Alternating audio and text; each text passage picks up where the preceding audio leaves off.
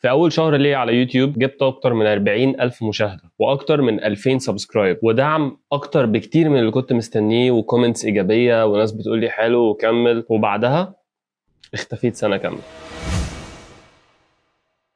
السلام عليكم، انا عبد الرحمن. النهارده هحكي لكم انا ليه سبت يوتيوب بعد ما اخيرا كنت بدات انجح فيه.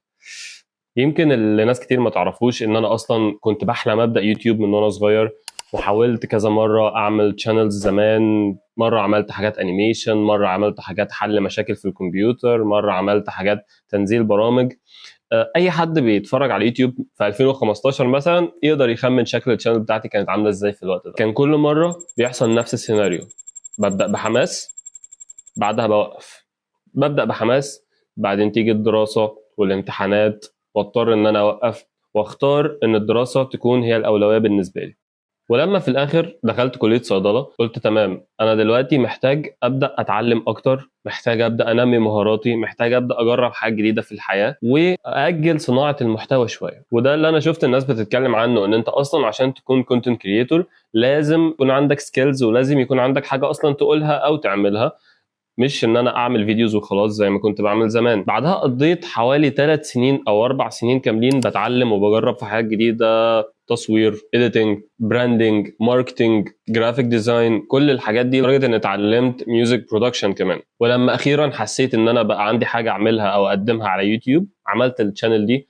وكانت الفكره فكره برنامج اسمه 70%. لو انت حابب تعرف اكتر عن البرنامج ده تقدر تشوف اول فيديو على الشانل. واللي فعلا حصل ان اول فيديوهين دول جابوا 30,000 فيو، فده كان اثبات لان الناس كان عندها حق، ان انت لازم علشان تبدا يوتيوب ان انت يكون عندك حاجه بالفعل تقدمها، رغم كان ضعف الامكانيات ايامها وضعف الكواليتي بتاع التصوير وضعف الصوت وضعف كل حاجه. ولكن الناس كانت حابه انها تسمع الكونتنت نفسه، والناس كانت مشدوده للفكره نفسها، وكانوا شايفين ان ده شيء ايجابي. ودي كانت اول مره تكون فعلا الناس مستنيه الفيديو اللي هنزله، بتسال الفيديو اللي جاي هيكون ايه، بتسالني هتنزل فيديو امتى. لما بيقابلوني في الشارع كنت مبسوط جدا.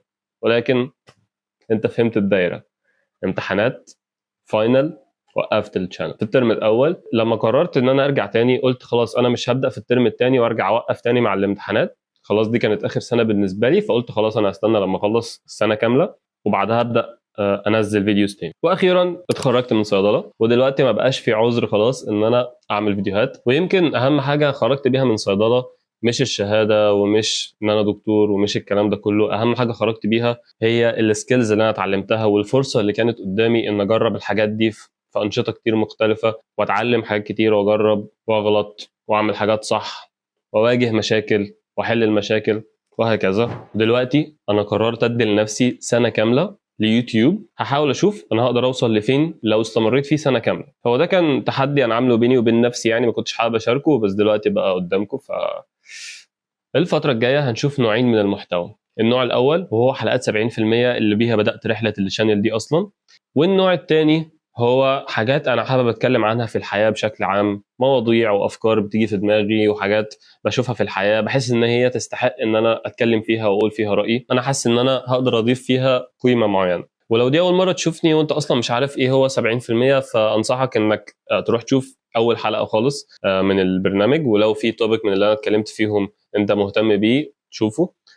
مقدما يعني بعتذر عن الكواليتي ايامها، ودلوقتي انا بحاول قدر الامكان ان انا احسن الكواليتي بتاع التسجيل بتاع الصوت بتاع الفيديو، وان شاء الله في المستقبل الكواليتي تتحسن. يعني اوعدك اللي كان شدد الناس ايامها ان هي تسمع مش الكواليتي خالص. ولو انت كنت موجود من اول يوم فبشكرك ان انت لسه موجود لحد دلوقتي وان انت بتسمعني، وبشكرك لو انت كنت بتدعمني قبل كده وبتكتب كومنتس كويسه، وبشكرك جدا جدا لو انت كنت مستنيني في الفتره دي كلها. ولو حابب تشوف التحدي اللي انا عامله ده هيوصل لفين وهنجح فيه او لا، فاعمل سبسكرايب وتابع معايا، واكتب لي في الكومنتس ايه اكتر فيديو انت نفسك ان انا اعمله، او ايه اكتر توبيك انت بتحاول تتعلمه الفتره دي وممكن نتعلمه مع بعض.